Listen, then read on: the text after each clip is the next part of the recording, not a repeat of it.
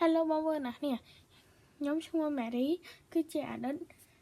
សាលា True Vision អន្តរជាតិ True Vision សាខាទី6ខ្ញុំគឺជាមនុស្សដែលល្អបំផុតនៅចាំតិចសូមមើលកាមេរ៉ាខ្ញុំផងហើយមានការអីប្រាប់ខ្ញុំផងណា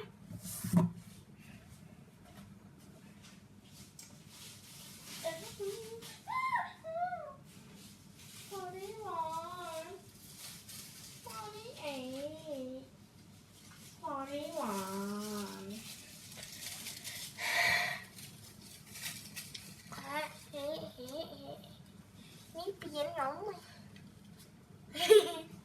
ញុំចេះតែធ្វើទៅបងបង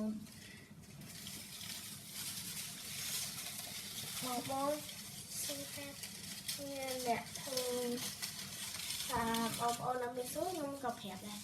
គឺធ្វើអាហ្នឹងយើងយកกระดาษមកกระดาษធំមកហើយយើងយកកាវណាកាវធំដែរយើងស្រួលអត់នេះ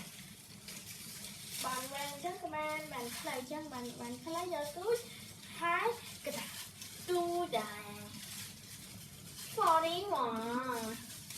ទូមួយបងប្អូនណានេះស្គាល់6 7អត់ហើយអត់ដែរបងប្អូនណានេះស្គាល់ផ្លែតបែកកូនខ្ញុំគឺជាមនុស្សដែលមិនល្អថា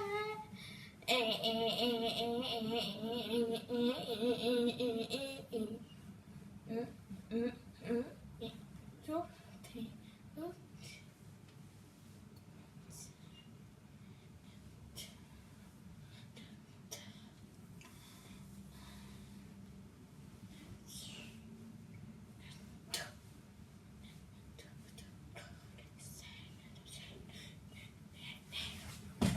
Bye bye.